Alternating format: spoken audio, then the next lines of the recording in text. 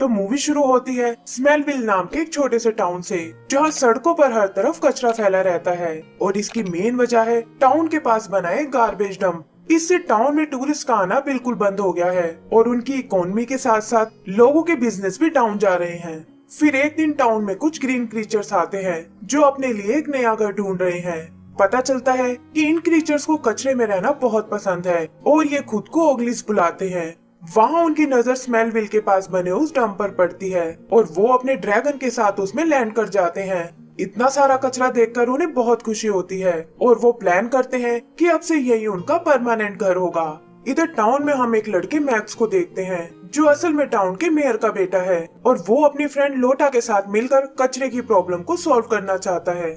लेकिन उसकी मॉम यानी मिस मेयर एक बहुत ही स्ट्रिक्ट लेडी है और उसे मैक्स का इस तरह टाइम वेस्ट करना बिल्कुल पसंद नहीं है। उधर लोटा बार बार उसे जल्दी आने को कहती है और वो किसी तरह अपनी मॉम को बहलाकर उससे मिलने निकल जाता है। मिस मेयर अपने हस्बैंड मिस्टर मेयर से मिलने आती है जो खुद भी गार्बेज डंप की प्रॉब्लम से बहुत परेशान है। वो उसे कुछ दिन के लिए एक हॉलिडे पर जाने को कहती है और बताती है कि तब तक वो इसका कोई ना कोई सोल्यूशन जरूर निकाल लेगी। आगे उससे मिलने एक कंस्ट्रक्शन कंपनी का मालिक हैमर वहाँ आता है और पता चलता है कि मिस मेयर ने उसके साथ एक डील की है। वो लोग गार्बेज डंप की जगह एक वेलनेस सेंटर बनाना चाहते हैं ताकि टाउन में ज्यादा से ज्यादा टूरिस्ट को ला सके और हैमर उसे विश्वास दिलाता है कि इससे उनका टाउन फिर से खुशहाल हो जाएगा। उधर लोटा प्रोफेसर बर्नार्ड के साथ डंप में जाती है जहाँ वो अपनी बनाई एक मशीन का टेस्ट करने वाले हैं। बर्नार्ड बताता है कि ये मशीन स्मेल को अपने अंदर खींचकर उसे एक लिक्विड में बदल देती है और इससे टाउन की प्रॉब्लम सॉल्व हो जाएगी।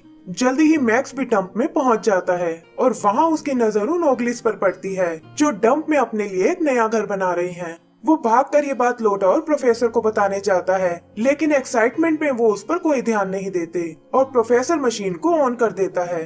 तभी टहलते हुए ओगली ग्रैंडमॉम वहाँ आती है और मशीन की पावर ज्यादा होने से वैक्यूम कचरे के साथ साथ उसे भी अंदर खींच लेता है।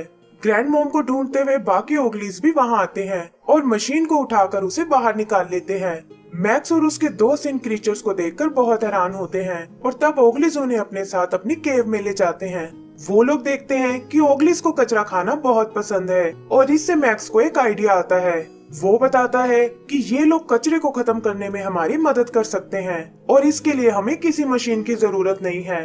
प्रोफेसर को भी उसका ये आइडिया बहुत इफेक्टिव लगता है और उधर हम उसकी मशीन को देखते हैं जिससे एक ग्रीन कलर का लिक्विड बाहर आया है।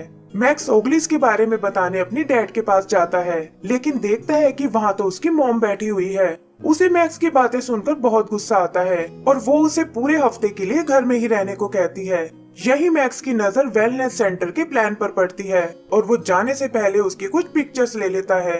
रात को वो ये बात लोटा को बताता है और उन्हें चिंता होने लगती है कि इस तरह तो ओगलिस ये जगह छोड़कर चले जाएंगे। अगली सुबह मॉम उसे ढेर सारा काम देकर अपने ऑफिस के लिए निकल जाती है और उनके जाते ही मैक्स और लोटा फिर से डंप में पहुंच जाते हैं। वहाँ वो ओगली फैमिली को एक साथ खेलते हुए देखते हैं और इससे पहले कि वो उन्हें कुछ बता पाए ओगली के बड़े मेंबर्स टाउन में लोगों से मिलने चले जाते हैं।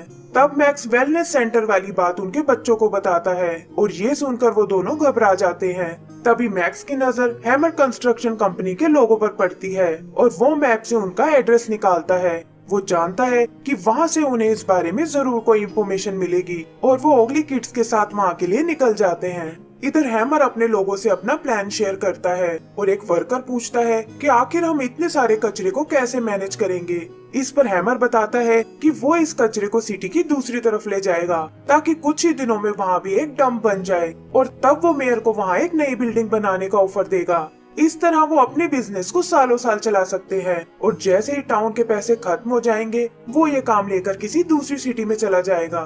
फिर वो अपनी मशीन लेकर डंप की ओर निकल जाते हैं और हम वहाँ मैक्स और उसके दोस्तों को आते हुए देखते हैं।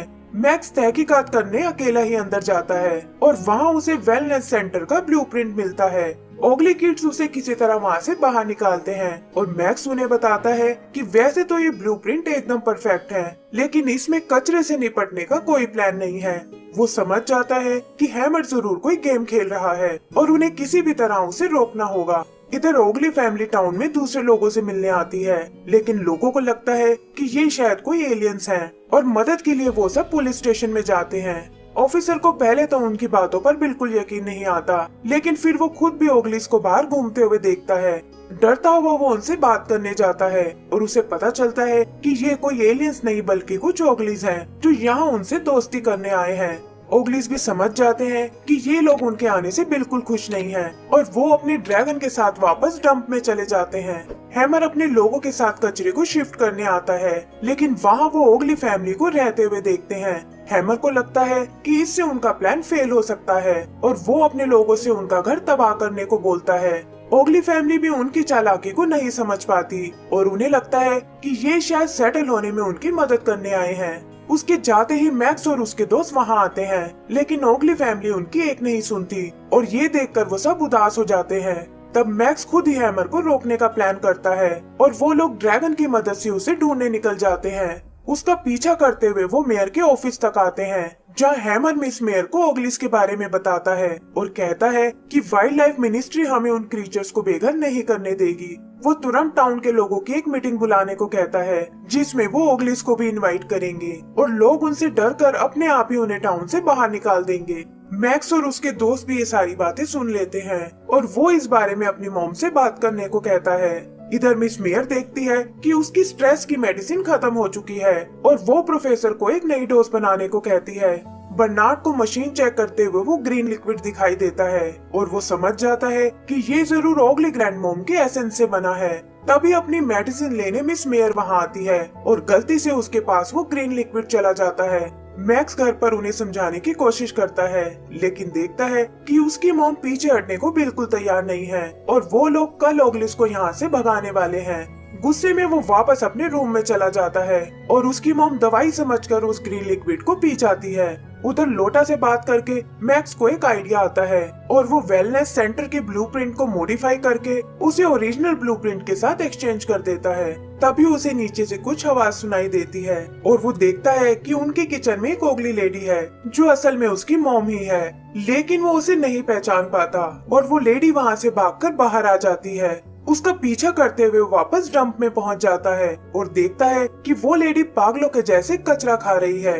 तभी उसकी नजर एक नकाबपोश आदमी पर जाती है और पता चलता है कि वो वहाँ किसी तरह का बॉम्ब फिट कर रहा था, लेकिन इससे पहले कि वो किसी को बता पाए वो आदमी वहाँ आकर उसे पकड़ लेता है। आगे हम उस आदमी को हैमर से मिलते हुए देखते हैं और पता चलता है कि वो कल 12 बजे इस डंप को उड़ाने वाला है ताकि ओगलिस के लिए यहाँ कोई घर न बचे।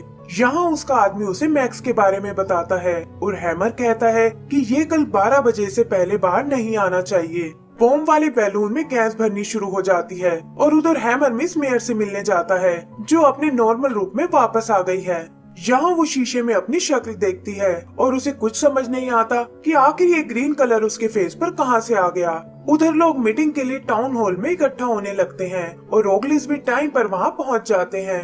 मिस मेयर अपनी प्रेजेंटेशन की तैयारी करती है और तभी हैमर की नजर बॉम्ब वाले बैलून पर पड़ती है जिस पर उसकी कंपनी का लोगो लगा हुआ है।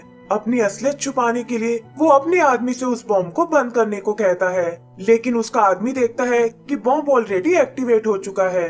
वो उसमें लगी आग बुझाने की कोशिश करता है और तभी पीछे से ओगलिस मैक्स को आजाद करा लेते हैं। वो आदमी कॉफी डालकर बॉम्ब को बंद कर देता है, लेकिन मैक्स और ओगलिस उसे बैलून के साथ हवा में उड़ा देते हैं। उधर टाउन हॉल में प्रेजेंटेशन शुरू हो जाती है, लेकिन वो देखते हैं कि ब्लूप्रिंट तो पूरी तरह से बदला हुआ है। नर्वस होकर मिस मेयर एक बार फिर वो ग्रीन लिक्विड पी जाती है और ये उसे एक ओगली में बदल देता है।